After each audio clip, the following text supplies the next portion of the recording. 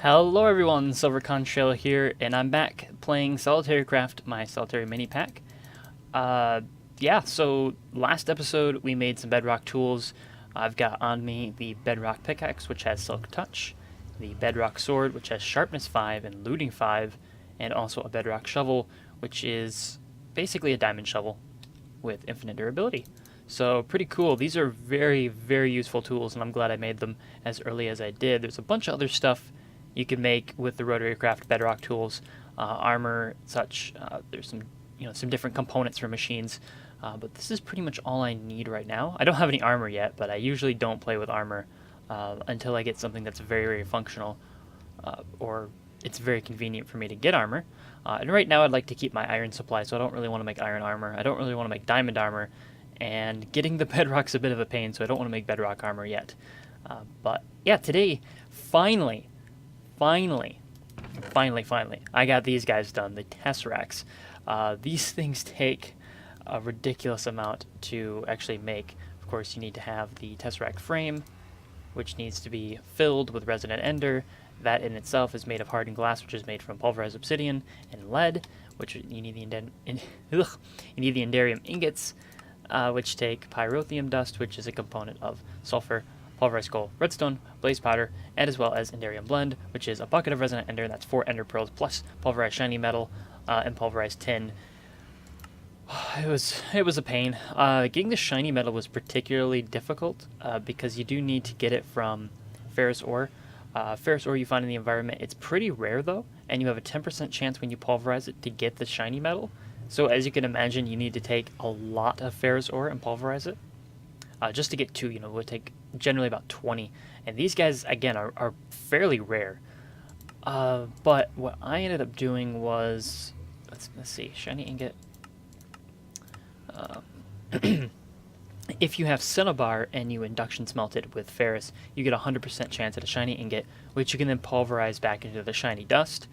The cinnabar is made by pulverizing redstone ore. You get a 25% chance of getting the cinnabar, so that is definitely the way to do it if you're looking for early game Tesseracts, which Tesseracts is definitely one of the more powerful items. They can transfer fluids, liquids, and energy between the dimensions, and we're going to be using these today to set up our main power system.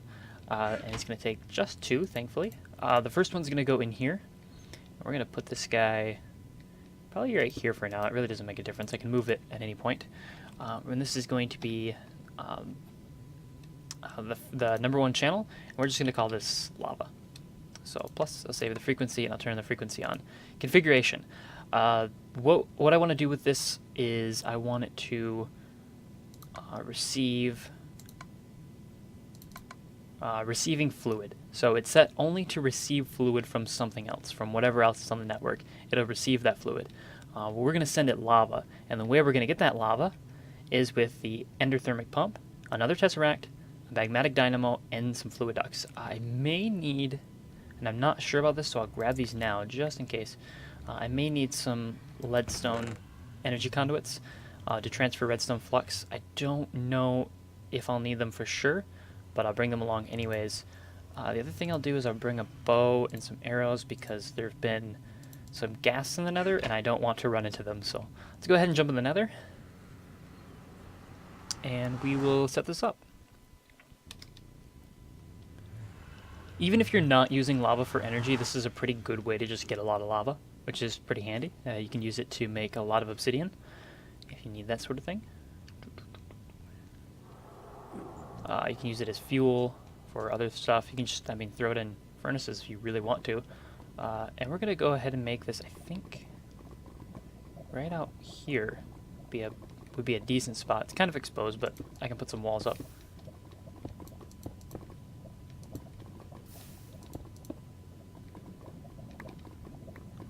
Big ol' lake of lava.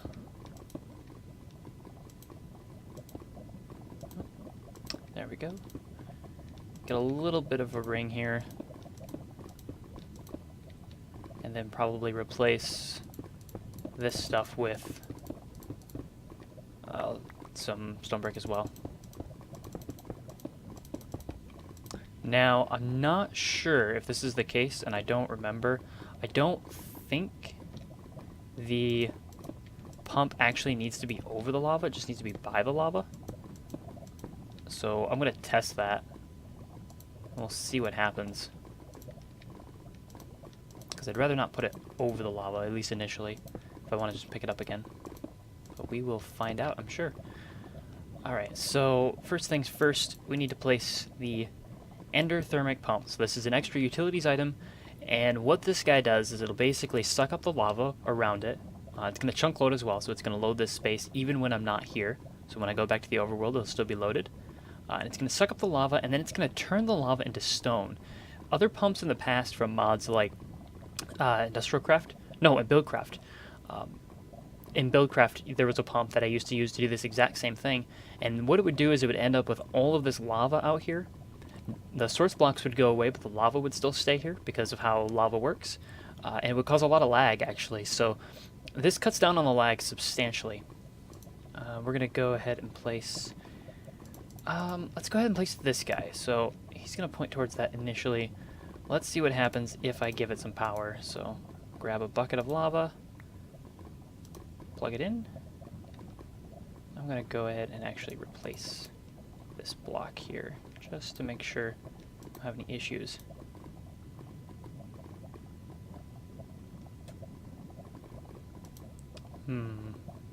Interesting.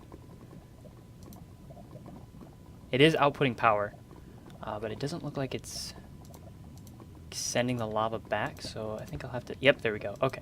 Alright, so fluid ducts, of course, transfer fluids. What's going to happen with this setup? Oh, there we go. As you can see, this is turning into stone over here. This is what the Ender-Thermic Pump has already sucked up. And then we just put a Tesseract on top, set it to lava, and we're going to say, I want you to send fluid. Check. There we go. And I'm wondering now if it'll keep going. But basically, this is you know, infinite power as long as it's got lava nearby. The Ender-Thermic Pump's going to suck up the lava. It's going to send that lava over to the Magmatic Dynamo. The Magmatic Dynamo is going to continue to power the Ender-Thermic Pump, which will keep sending it lava. The reaction is beneficial, you know, overall for the dynamo. The dynamo will never use up more energy, or the pump won't use as much energy as the lava is providing to the dynamo. So you will get an infinite amount of energy essentially out of it, as long as there is lava, of course, to pick up. And then anything extra gets sent through the Tesseract. So yeah, this should be functioning as far as I know, but it's not going to be pulling out any lava because the lava that I have coming through here isn't actually going anywhere. So we need to go back to the overworld and start making a use for that lava, which is pretty straightforward. You know, just plug it up to any tank or something like that, and it'll just continue to output the lava, while in the meantime, you know, turning that lava in this world into stone. So it's a pretty handy system, and we can use this lava to power our own magmatic dynamos in here. Okay, so we've got... Is it night? Usually try to make sure I sleep through the night, because I have a door that's open. I really need to put some sort of door there, but I don't know what. I probably won't in the future if I have some stuff handy. I am seeing some texture glitches, some lighting glitches. I don't know what's going on with that. Okay, so this guy should have lava. If I plug up, yep, you can see that it does have the fluid lava in it. And I'm going to disconnect this, actually. Where's my wrench? There's my wrench. Let's do this. So this will fill this tank up with lava. Cool. Now we have basically unlimited lava. And as long as we have magmatic dynamos, we have pretty much unlimited energy. Awesome. Awesome, awesome. This is very exciting. This is exactly what I've been trying to get to for quite some time now. Go ahead and grab some lava out, and it's going to pretty much insta-refill with that 8 buckets. And I can go ahead and start powering things, and I ended up not using these guys, so go ahead and plug this back up. The goal now is just make a bunch of magmatic dynamos, which again take, what do they take? They take silver, which is okay, but I'm going to want... How much silver do they take? Oh, they don't even take that much silver. so I don't even care. I don't even care if I'm doing it this way or not. Yeah, they take silver. They're going to take Invar. Sort that inventory here. Let's go in here. Drop these guys off. They're going to take Invar, silver, redstone, a fair bit of iron, and I think that's it. Well, it's going to take the pulverized iron and the pulverized ferrous metal, and probably pulverize the rest of this as well. I actually really need to pulverize the iron more so than the ferrous, because you do need more iron than you need anything else. Pull out the pulverized silver, and at this point now it becomes pretty beneficial to just go ahead and throw you know, a bucket of lava in here to run the furnace. No big deal. I think the blast furnace, and this is something I haven't really looked at, can be used for power, or not power, but for smelting assorted things. Not power supply, not power transfer, production machines. Oh no, it's iron. The machine will operate more efficiently with more slots full of iron. With higher bonuses.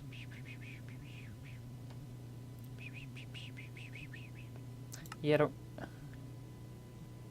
Increases the number of filled slots. Yeah, it's for iron.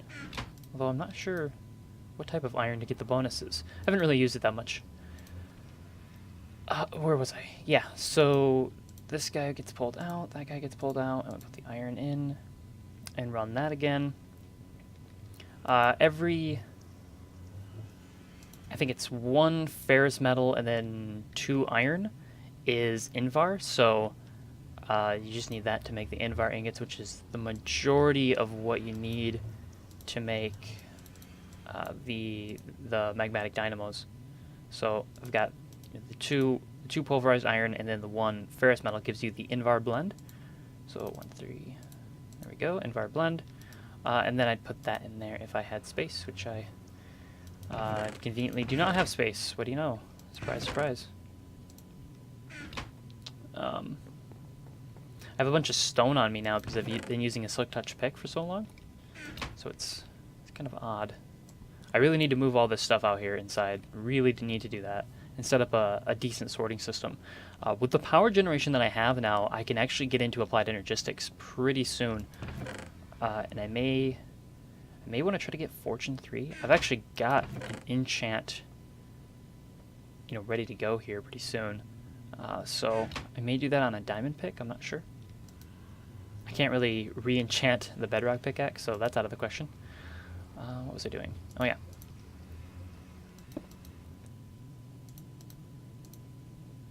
And then, actually, what am I doing?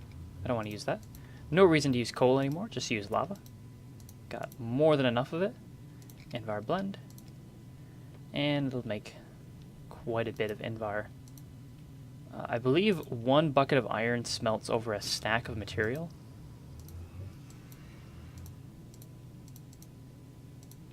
So, yeah, that's quite a bit. Like, this hasn't even gone down. Okay, it's gone up maybe 1 stage. So very, very cool. And then we take the Invar, and I think it's 11 or 12 Invar for the whole process. You grab some silver as well. So put the silver here, turn that into a redstone transmission coil, and this is used for most of the dynamos. In fact, it might be used for all the dynamos, I'm not entirely sure. And then you make 2 Invar gears, which takes 1 iron, surrounded by Invar ingots. So make 2 of these guys, place them here, get the rest of the Invar, place it like that in a triangle. This goes on top, and 1 redstone goes on bottom, and there you go, the Magmatic Dynamo. This produces, if I remember correctly, I think 80? Yes, maximum power is 80 redstone flux per tick. That happens to be the amount that leadstone energy conduits will carry, so that's somewhat convenient, I guess you could say. I'm going to probably want quite a bit more iron, so I'm going to go ahead and pulverize a bunch of it. What I eventually want to do is be able to run the magnostatic engine. at its full power to run the extractor without having to change anything on it and run it the whole time.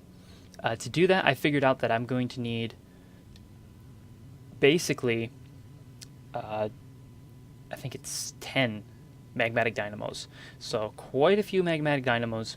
I have basically 2 on me now if you count that one. So we're going to need quite a few more, unfortunately. It's going to take a little bit to run. Ding. So that's a thing. So of course I've got to keep making these. In the meantime, something else we can talk about. Of course, I think I mentioned this last time, that the Minecraft server is doing, you know, like people like Etho and Zisto, which are the 2 that I mainly follow. They're doing the Feed the Beast again. And they have their own pack. And he said, Zisto said in the other video that that they were playing on a 1.7 version.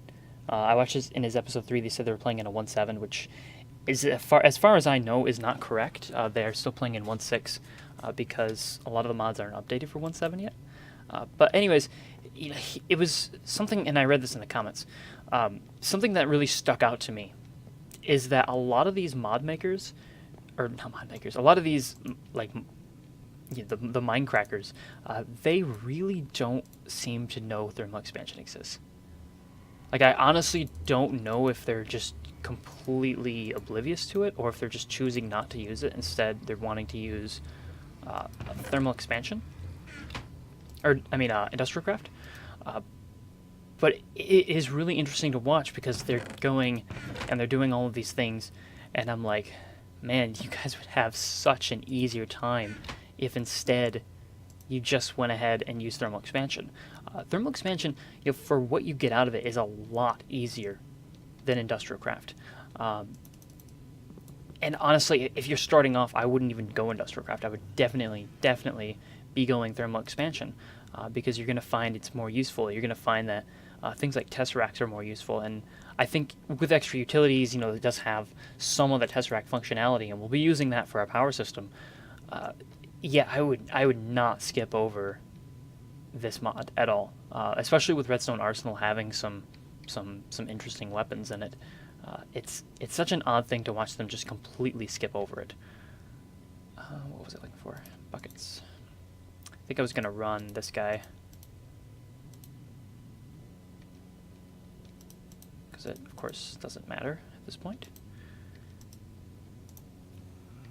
If you are wondering, the end goal here, or what happens basically, ultimately I'll run out of lava in the area that I put the pump.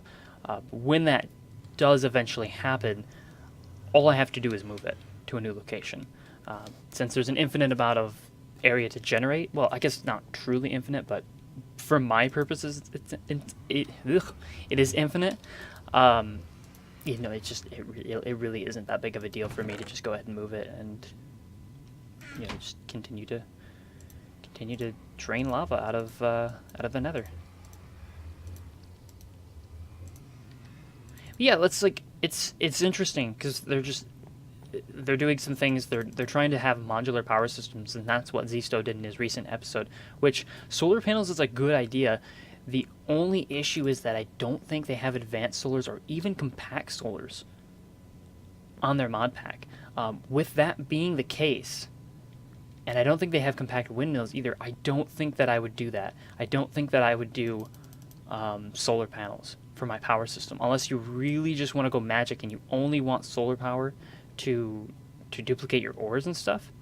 That would be fine. Like that's going to run a macerator, you know, okay, I guess, if you've got enough of them. It's kind of a pain to set up in the early game, but if you do it, then you're good to go. But I wouldn't personally go that direction. I don't think it's necessarily a waste of time. I just think that there's better ways to go about it, and it's probably going to end up not being the most efficient way to do it. I guess, you know, in terms of purely PvP, I probably wouldn't even worry about energy. I would pretty much go straight into Ars Magica, because Ars Magica is broken. There are some crazy things you can get in there. I would just basically just turbo through Ars Magica and try to get as much stuff as possible. Because the thing with Ars Magica is that a lot of the magical attacks they have in there bypass armor. So it doesn't even matter if your opponent's got a good armor, because you're going to bypass it anyways. So there's... I don't know. I think at the end of the day, the people who are going to succeed are those who are going to use... Why am I using silver? Those who are going to use the best magic skill. Why do I... What the heck? Oh, I see what I did. I see what I did now. Those who are going to use magic the best and not the scientific mods, the science mods, the industry mods, the machining mods. I don't know. It's just, it's so tough. The way that they have it set up, the way that people are going. I don't even know if I'm gonna like it that much because of how it's being done. Might end up being really boring. Do I have no I have no copper.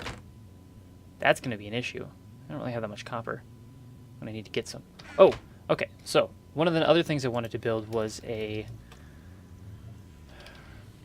gonna have to look it up. RotaryCraft. RotaryCraft. Some sort of like mining. Oh, the boring machine. There it is. It's very boring, as you can tell from the table. It's a boring machine. I'm sorry. And it does require a circuit board, which you can use copper with, thankfully, and electrum. So this must be the thermal expansion recipe. Although if you do this, you get 2 of them.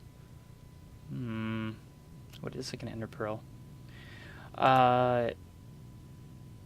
Yeah, so this guy, I guess, is a really cool mining tool. Another thing that I could do for mining is use Extra Utilities' new quarry. They actually have a quarry in the new version. I don't know if SolitaryCraft has it yet. I think you've got to download it standalone. So I may get that as well. Or alternatively, I may get that. I guess I'll find out. We shall see. Oh, I got copper in here, don't I? Yes, I do. Excellent. Let's go ahead and do... Let's go process the rest of the stuff, because that would be a good idea. I think this takes a lot of torque in the beginning. Maybe not that much. I need to clear you. Okay. Needs power. Needs more power. There we go. Good, I'll let that run. Yeah, so... What was I saying before I got distracted with my thing down here? Oh yes, the new quarry.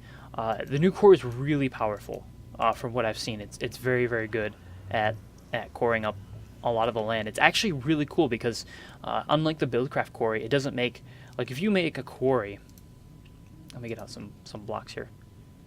Okay, let me get out some dirt because I don't have the blocks. Like if you dig out a quarry right here, and you want to just quarry down, you're gonna have a big hole right here, forever, because nobody is seriously filling up holes like that. It's just like ridiculous. And the thing with those kinds of quarries, with the Buildcraft quarries, is that you end up with just gigantic gaping holes in the world, and that's not pretty. Nobody likes that, and it actually causes some lag because people have to render more, and especially when people like pour water down them in order to turn the lava into obsidian, which is normally a good idea, and that also causes a lot of server lag too. So the new quarry, instead, it actually just replaces the blocks in its range with dirt, so you don't get any gigantic holes. You just get these big dirt chunks and it actually puts flowers on the surface, so that indicates where one of those quarries has been in the past. And presumably, if you're on a server, you can have some kind of rules, like if you quarry an area, place a sign above it and say, hey, I quarried here. So if someone's digging around or they're looking for somewhere to place their quarry, they don't just place it there. And the cool thing is that it doesn't override, it doesn't seem to override empty spaces and turn those into dirt. So like, I don't even think, even if you put it above someone's base, I don't think you would accidentally quarry their base, although, you know, that's another issue with the Buildcraft quarry still. That would have to be gotten around. Copper dust, copper dust. Everybody loves them some copper dust. Yeah. Yeah, so that's about it for me talking. There's a couple of little things I need to do here, and then we will we'll look at stuff. Look at stuff. I don't know how long I've been talking for. I lost track of time. So let me check what we've got left, and we'll see what we can do. I don't know if you guys noticed when, like, I was walking around here. I have all these zombie heads because this looting 5 sword drops zombie heads and skeleton heads and creeper heads and even wither skeleton heads like crazy. So it's pretty crazy how many just, you know, mob heads that I get from this thing. But yeah, I wanted to do a level 29 enchant on this pick, and then that'll be the last thing we do today, I think. Next time we will have the full setup for our power system. That should be pretty interesting. Oh, you're not gonna let me do this, are you? You're gonna be one of those people. Oh, you're not even interfacing with this block, are you? This is really a pain. Should I go? Why is that at 24? Jeez. It shouldn't be. I mean, that should put me down to 24. But putting a block here shouldn't. I don't know what's going on here. 26. I don't really want to do a 26 enchant. Maybe we should level up the rest of the way. Let's go do that. Let's go do that real quick. We can do this. We got this. You know what? Let's not go down there. Let's go down there. No, let's go out here. Okay, we're gonna go to the Nether and kill some things in the places. And we can also look at the lava system one more time before get out of here. Look at all the stone. Probably not too much because I haven't been using that much lava. Oop, this way. Nope, actually the other way. Implying I know which direction I'm going. I kind of look down there. Yep, a lot of stone. Sometimes it's cobblestone, but mostly stone. Cool. Cool. There was a bunch of mobs out here earlier. Now there just aren't that many. Alright, let's look down here. Nobody? What? You think this is some sort of game? No. Oh, hurry up. Show me some mobs, please. Oh, there's some. We're on top of the sea of flesh. Oh, just short. Oh, here's some more skeletons. Come here, you. And you. Ow! Oh, there goes half my health. Well, that's cool. Alright, level 30. If I don't die.